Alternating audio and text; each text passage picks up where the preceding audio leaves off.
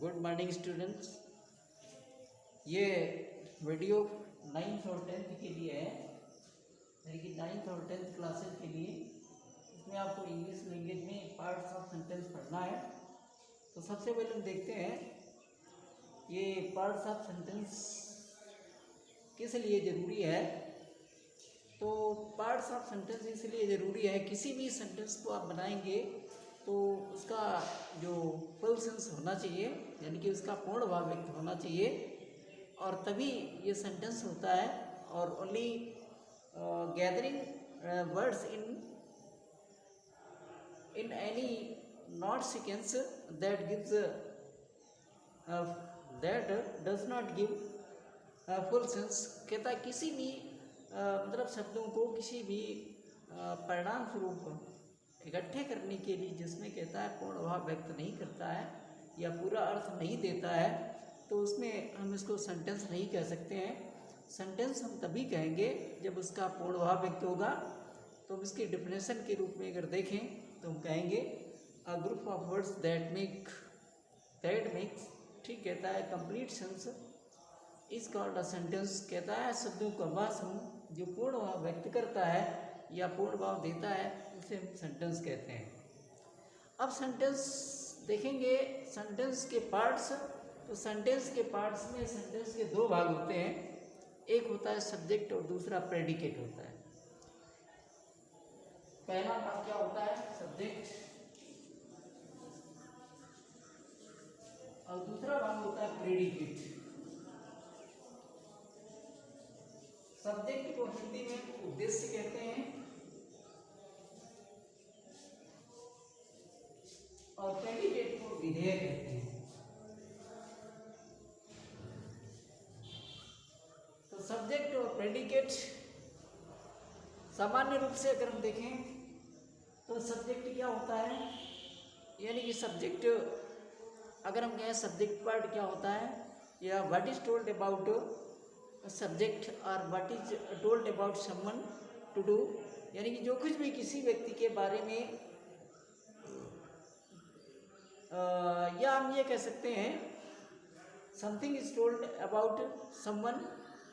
कुछ भी कहता है किसी के बारे में कहा जाता है, कुछ भी किसी के बारे में कहा जाता है तो उसको हम कहते हैं ये सब्जेक्ट है। किसी के बारे में जो भी कहा जाएगा मतलब जो व्यक्ति होगा, जो हमारा वो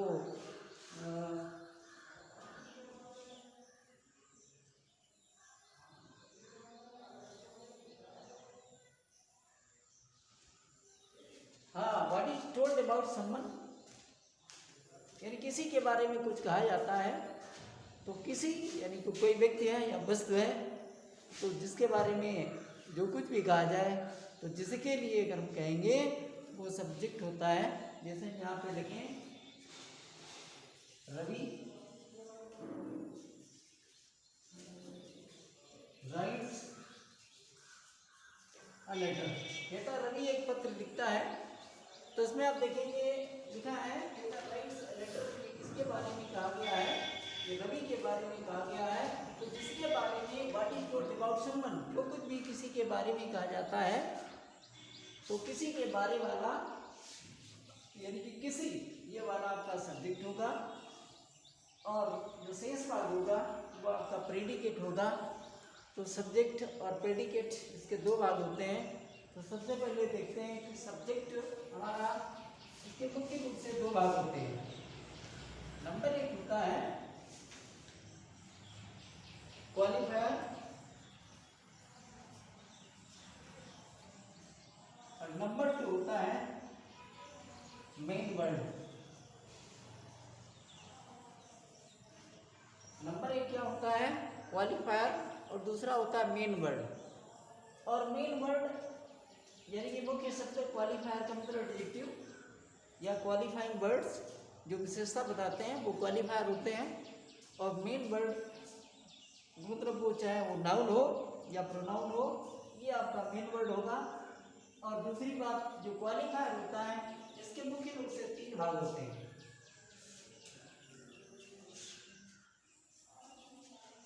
क्वालिफायर के तीन भाग होते हैं। पहला भाग कौन सा होता है?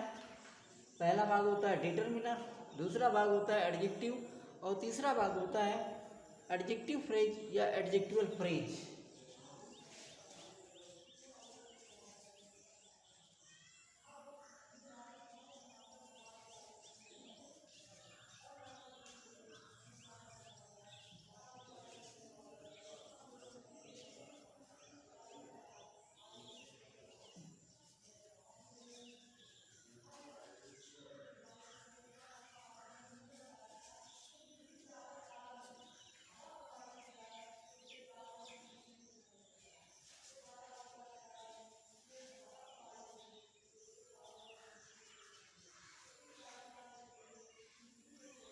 तो मुख्य रूप से जो सब्जेक्ट होता है, यानी कि जो सब्जेक्ट पार्ट होता है, उसके दो भाग होते हैं, क्वालिफायर और मेन वर्ड। क्वालिफायर आपका तीन भागों में विभाजित होता है, पहला डिटरमिनर, दूसरा एडजेक्टिव और तीसरा होता है एडजेक्टिवल फ्रेज।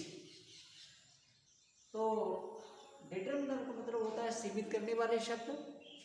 दूसरी बात, एडजेक्टिव आप जानते हैं विशेषण होता है, और एडजेक्टिवल फ्रेज ये प्रीपोजिशन से संबंधित नाउन फ्रेज के रूप में दिया होता है। तो उसको हम कहेंगे ये आपका जो एडजेक्टिव फ्रेज या एडजेक्टिव फ्रेज होता है। और इसके बाद में हम देखते हैं कि अगर हम किसी भी सेंटेंस को एक सेंटेंस फॉर्मेट करें, तो उसमें किसी भी सेंटेंस में केवल सब्जेक्ट पार्ट में दो वर्ड्स हैं, तो उसमें सबसे पहला आपका क्या होगा, सबसे पहला आपका क्वालिफायर होगा और दूसरा मेन वर्ड होगा। अगर दो से अधिक हैं तो दो से अधिक होने पर मेन वर्ड के पहले केवल एक है, यानी कि वो, तो मेन वर्ड के पहले अगर केवल एक शब्द है तो उसको हम क्वालिफायर कहेंगे। और इसके अलावा अगर ज़्यादा है तो हम क्या कहेंगे, पहला सबसे पहले डिटरमिनर होगा, उसके बाद एडजेक्टिव होगा और उसके बाद एडजेक्टिवल फ्रेज होगा। तो कोई सेंटेंस अगर हम लिखते हैं, जैसे यहाँ पे लिखें,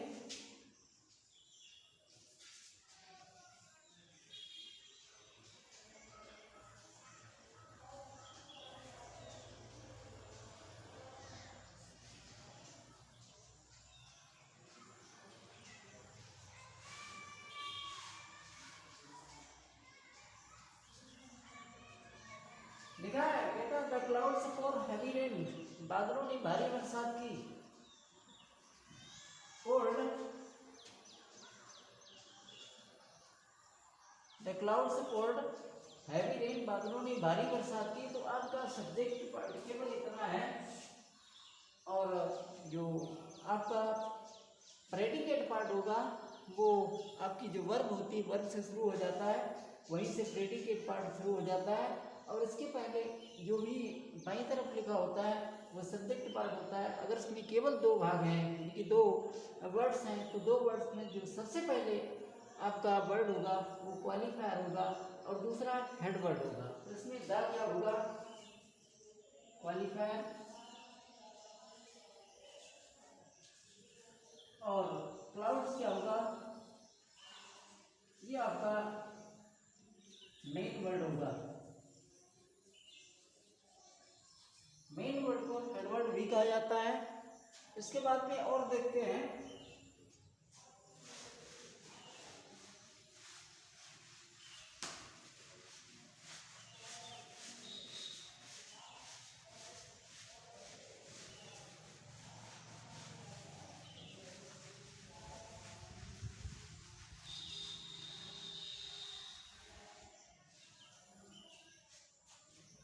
और भी देखेंगे दूसरे सेंटेंसेस। यहाँ पे जैसे लिखते हैं,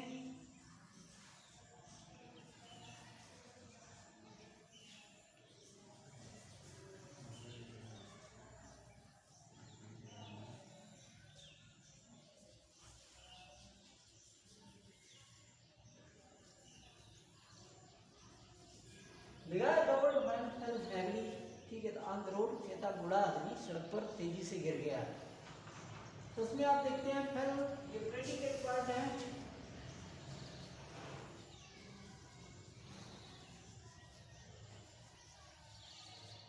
और इधर का आपका ये सब्जेक्ट पार्ट है।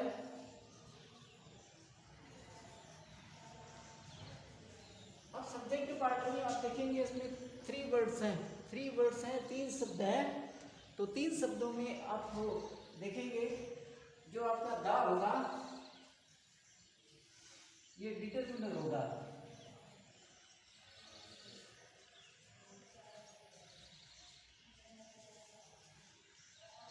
जो ओल्ड होगा ये एडजेक्टिव होगा, और तीसरा जो मेन शब्द लिखा है वो मेन वर्ड होगा, मेन वर्ड या हेड वर्ड। तो अगर केवल 3 शब्द हैं तो क्वालिफायर को हटा देते हैं, क्वालिफायर की जगह पर आप उनको डिटरमिनर में उनकी काउंटिंग करेंगे। तो डिटरमिनर अगर 3 से ज़्यादा होते हैं तब क्या होता है,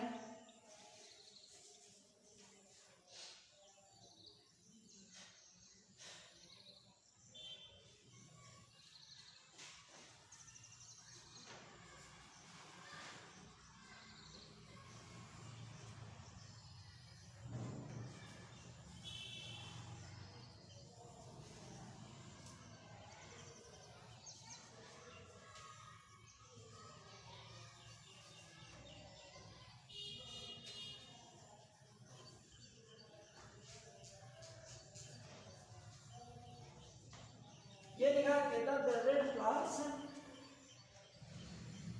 ब्लूमिंग इन द ऑर्चर्ड, कहता लुक वेरी फाइन। ठीक, कहता बगीचे में या कुंज में, ठीक, कहता फूले हुए लाल फूल, ठीक, कहता बहुत सुंदर दिखाई देते हैं, बहुत सुंदर लगते हैं। तो इसमें आप देखेंगे लुक से इधर का जितना भी है ये प्रेडिकेट पार्ट में है, और इधर का जो इतना हिस्सा है ये वाला पोर्शन सब्जेक्ट पार्ट है। अब सब्जेक्ट पार्ट में आप देखते हैं कि ये द लिखा है, रेड लिखा है, फ्लावर्स लिखा है, फिर ब्लूमिंग इन द ऑर्चर्ड लिखा है। तो आप इसमें देखेंगे सबसे पहले जो होगा वो डिटरमिनर होगा, उसके बाद रेड एडजेक्टिव होगा, फ्लावर्स मेन वर्ड या हेड वर्ड होगा, और जो ब्लूमिंग इन द ऑर्चर्ड लिखा है ये एडजेक्टिव फ्रेज होगा। तो इसमें आपके जो चारों भाग होते हैं सब्जेक्ट पार्ट के, determiner, adjective, main word, adjective phrase, इसमें सभी आ गए। इसी प्रकार से आप किसी भी सेंटेंस को फॉर्मेट करेंगे या रीऑर्डर किसी भी सेंटेंस का करते हैं तो इन बातों को आपको ध्यान रखना होगा। Thank you. इसके बाद कल प्रैक्टिस करिए।